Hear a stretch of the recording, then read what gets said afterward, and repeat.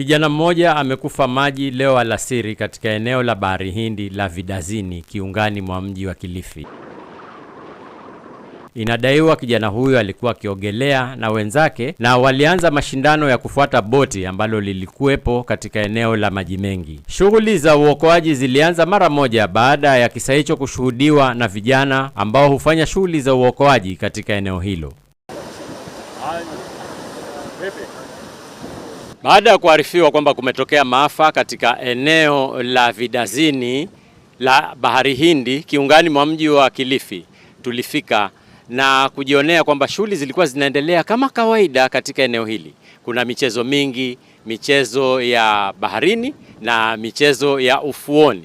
Baadaye kidogo tukaona kwamba shughuli za uokoaji zinaendelea kwa mbali na watu wengi walikuwa wamejikusanya katika eneo hili wakisimulia. Watu hufika hapa kwa